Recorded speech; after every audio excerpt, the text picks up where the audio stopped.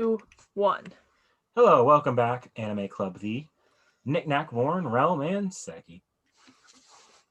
Waifu Wars! Waifu Wars! Waifu Wars! Hold on, come on, you have to get into the spirit. No, I'm thinking which waifu and what. All right, well, let's start with Realm then.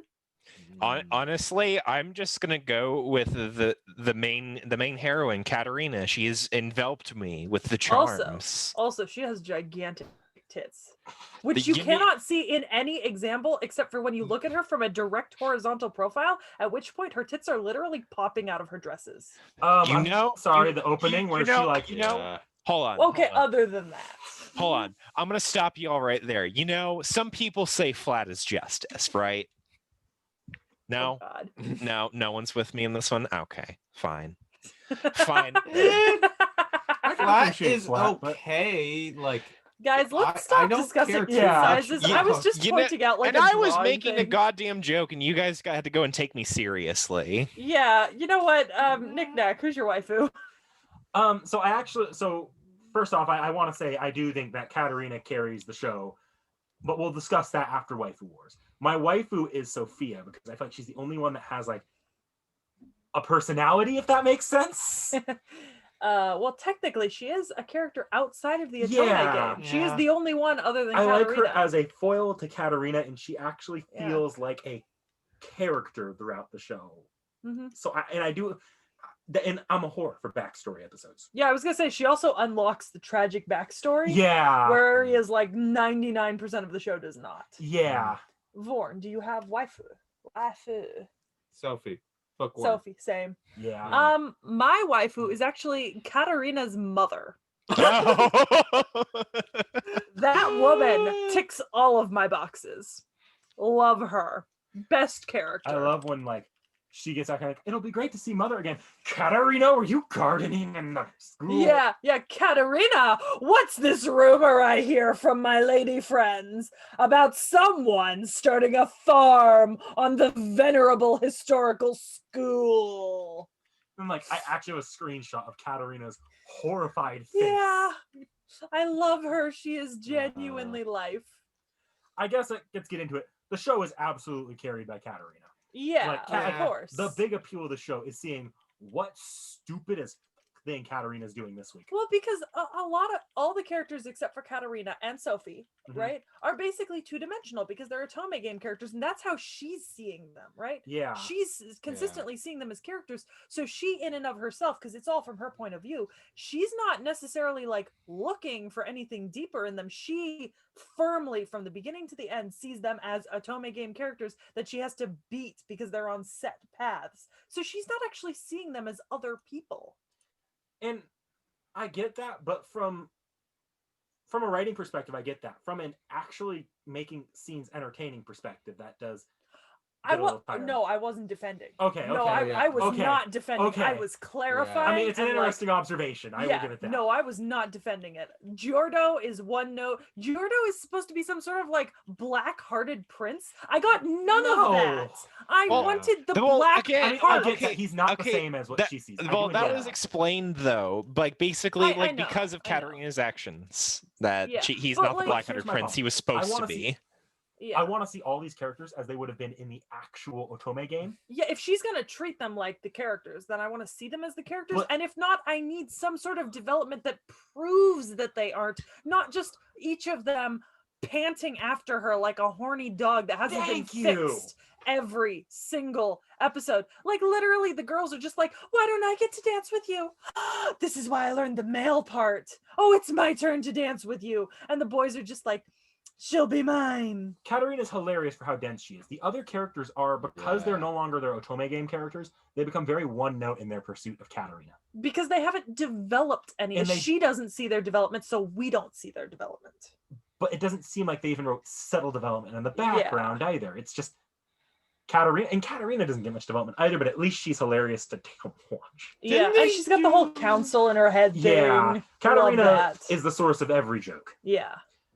But the other characters are window dressing to this series. They're almost more part of the background than actual characters, except for Sophia. Sophia's like the one character I'm like, okay, yeah, you have an And actual even character. Sophia, there. it And comes she gets, and goes. It comes and goes whenever the past life gets involved. Yeah, like when the when past she's life's not just there, she's just bookworm girl. yeah, because there's like at Caterina's 15th birthday party, she's just like, I can't dance the male role. Yeah. That's like her whole speaking role. It's just, I want to dance with a Caterina, but I can't dance the male. I think that's my primary issue of the show is outside of the characters don't feel like characters 80% of the time. Like, didn't they do like a near the end, like black and white scenes playing a little bit of how like Jordo like changed from being black? Yeah, they did, and it's because of Caterina, but it's not like they put in a little black and white scene at the end. So fucking what? Like, why not show it? You know? Okay. Can we all take a moment to appreciate that the show had the audacity to call its villain Serious Dick? Yeah.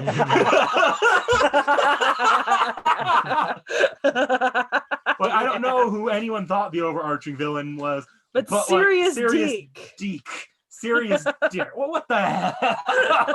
I have to wonder if I that almost was respect it. Like I really have to wonder if that was like a choice the author made or It just had a to be. lucky it could have been a lucky coincidence. No, I think it had to be. It just wasn't. It's more obvious in English than it is in Japanese, I'm sure. You know what the best part is when they're talking about what the Dick family gave the school?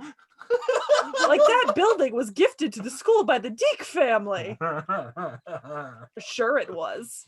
Well, they had to have some other like doom ending basically for her. If I know there needed to be attention to the show, so it was relegated to the last 3 episodes. The fact that every single female who isn't Sophie, Caterina, or Mary or Maria, every single female character who isn't them wants her some Deke. Literally, every single other girl in the entire show is lusting after Serious Deke. Serious Deke. Yeah. Okay, that was intentional. 100%. Yes. Yep. And every girl in the school wants themselves some Dick. Deke. Like, that makes it sound better. Deke. It's like fancy word for dick. Just like, my God, could you have been any less? And it's to a respectful note. This is not me bashing the show. I actually enjoy that like unsubtlety of it. Yeah, this author has balls. Yeah. Like big brass ones. I admire this. But yeah, I mean, because outside of Caterina and Sophia, there's not any characters to talk about. Yeah. You know? Because Serious Deke actually follows his Otome game route. Mary just goes with the friend ending, you know, or pursuing Caterina, but Caterina goes the harem ending. Yeah, it's the harem ending. Yeah. And like all the other characters are just like playing out like a love story where they're all in love with Caterina. Yeah. I don't know. I feel like the character Caterina is the best part of the show, hands down. I wanted Jordo to be like sabotaging his brother. You know, I wanted some form of conflict between them other than just like her brother and the prince just going like at each other, just being like at each other. I wanted more conflict. I wanted like that could have been some actual tension to the show right there if it wanted to go that route. I'm not saying it should have gone that route. It's comedy. Yeah. But they could have brought tension with like conflict, drama between the characters. Yeah. If they wanted to go that route, but obviously they wanted to go the comedy route, which Caterina works as a joke. But I do feel the overall character interactions get repetitive. Yeah. All right. Are we ready to move on to our final thoughts here? All right. Well, Realm, did you have any thoughts on characters? Honestly, not really. Like, I mean, I generally liked most of them. Like, I know you guys like had some problems with them, but I generally didn't have a problem with any of them. They were just what they were, and they fit into their own bubble, and I didn't really have a problem with them. That's fair. Okay. All right. Well, try harder, everyone. We'll see you next time. See ya. Bye.